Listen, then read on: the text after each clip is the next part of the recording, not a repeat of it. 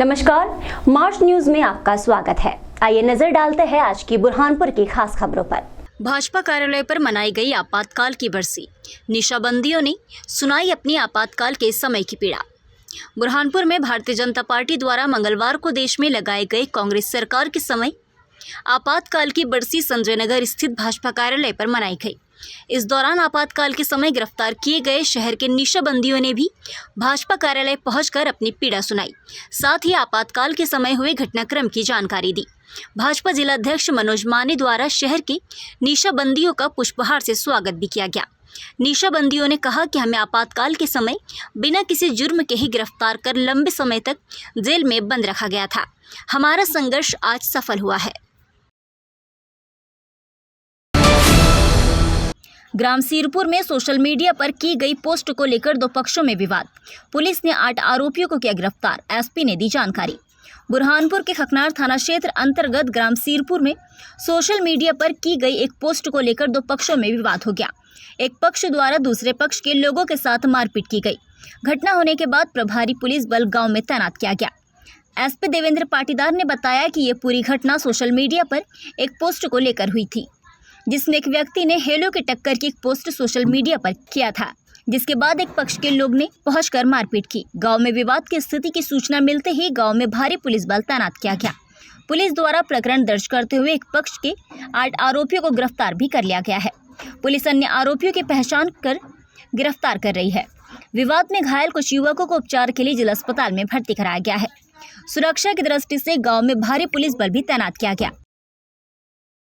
शिरपुर जो कि थाना खकनार का गांव है, यहाँ पर एक यादव लड़का था जो करीब नाबालिग है। उसके द्वारा उसके इंस्टाग्राम पे एक स्टोरी अपलोड की गई थी, मेले या पहाड़ों के संबंध में थी। वो उसको लेके एक आफ्ताब के द्वारा उस पर कमेंट किया गया था। कमेंट को लेके दोनों में बातचीत हुई और मार्केट में जब आए थे तो उस वक्त उस चीज़ को लेके उन्होंने सामान्य बातचीत हुई थी और कुछ धक्का मुक्की हो रही थी। कोई बड़ी घटनाक्रम नहीं था, किंतु उसके पश्चात आधे घंटे के अंदर अंदर अल्ताफ अपने पिता रमजान और उसके बाकी जो परिवार के जन ऐसे 10-12 लोगों के द्वारा आके नीलेश महाजन उसकी शॉप के ऊपर कुछ लोग बैठे हुए थे, उनके साथ लाठी डंडे पत्थर इसके साथ में एक आत्मघाती हमला करते हुए वहाँ पर मारपिटाई करी, जिसके कारण कि उनमें 3-4 लोगों को चोट भी आई है।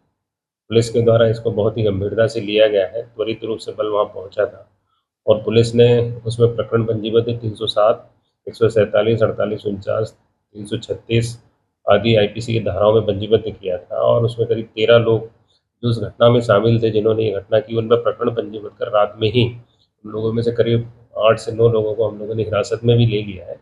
पुलिस के द्वारा सख्त वैधानिक कार्रवाई की जा रही है। अगर कोई भी असामाजिक गतिविधि किसी तरह की होगी, कानून अपने हाथ में लेगा तो कानून सख्ती के साथ कार्य करेगा। इनके ऊपर हम बहुत सख्ती के साथ कार्रवाई कर रहे हैं। 5 से अधिक कॉलोनियों के प्लाट धारकों ने मंगलवार को जनसुनवाई में पहुंचकर की मूलभूत सुविधाएं नहीं मिलने की शिकायत। कॉलोनाइजरों पर कार्रवाई की मांग। बुरहानपुर क्षेत्र में अवैध कॉलोनियों की शिकायतें बढ़ गई है। कॉलोनियों में मूलभूत सुविधा देने का वादा कर प्लॉट विक्रय करने के बाद भी सुविधा नहीं देने पर मंगलवार को कलेक्टर कार्यालय में हुई जनसुनवाई में प्लॉट धारकों ने अपर कलेक्टर वीर सिंह चौहान से शिकायत की। प्लॉट धारकों ने कहा कि तलाश हमें कॉलोनी में मूलभूत सुविधाएं देने का वादा कर प्लॉट विक्रय किए गए थे, लेकिन अभी तक कोई सुविधा नहीं दी जा रही है। यहाँ पर बिजली, पानी, सड़क, नाली सहित अन्य सुविधाओं के लिए हमें परेशान होना पड़ रहा है, जबकि हमारी समस्याओं का निराकरण भी नहीं किया जा रहा है, जिसको लेकर मंगलवार को अलग अलग कॉलोनी की प्रशासन से शिकायत कर कॉलोनाइजर पर कार्रवाई करने की मांग की गई। आज़ाद नगर से आए हम। आज़ाद नगर में 3 कॉलोनियों की शिकायत है, ख्वाजा नगर, पाकीज़ा नगर और इरशाद नगर।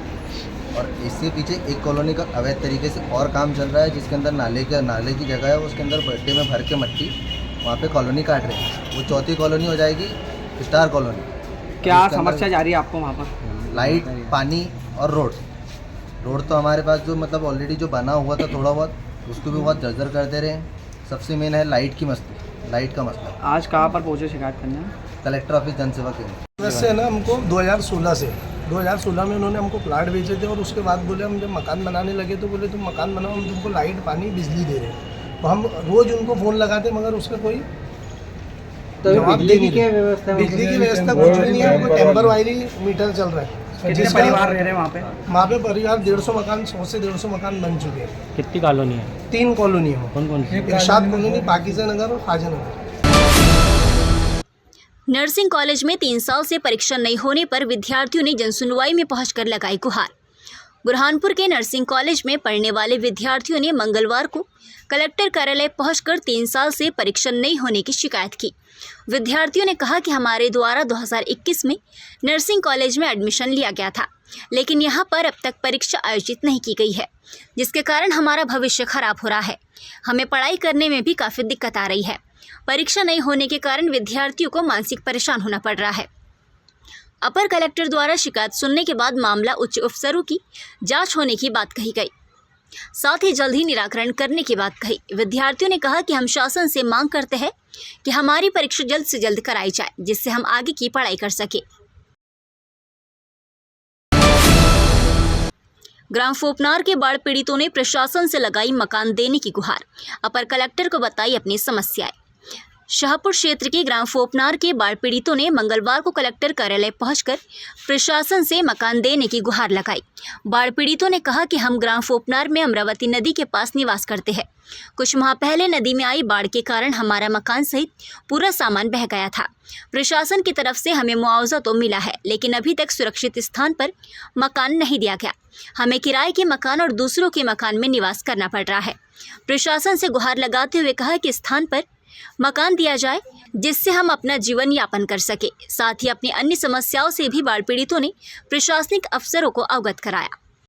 बाढ़ में आई थी, उसमें मकान चले गए सर, और सब नष्ट कर डाला, सब बह गए। कितने मकान दे गए बाहर? वो 14-15 मकान। कब आई थी बाहर? ये बाढ़ साल पे आई। साल पे? हाँ, वो समझो 8-9 महीने तक। तो अब आपको तब से क्या परेशानी झेलना पड़ यही रही है? परेशानी की जगह की परेशानी है। किराए के घर और रिश्तेदारों क्या रह रहे हो? घर पे नहीं रह रहे। और रिश्तेदारों क्या रह रहे हो? और रिश्तेदारों क्या, कई रिश्तेदारों के आगे रह रहे, जिसके रिश्तेदार में आए हम भाड़े से। अब क्या चाहते हो आप?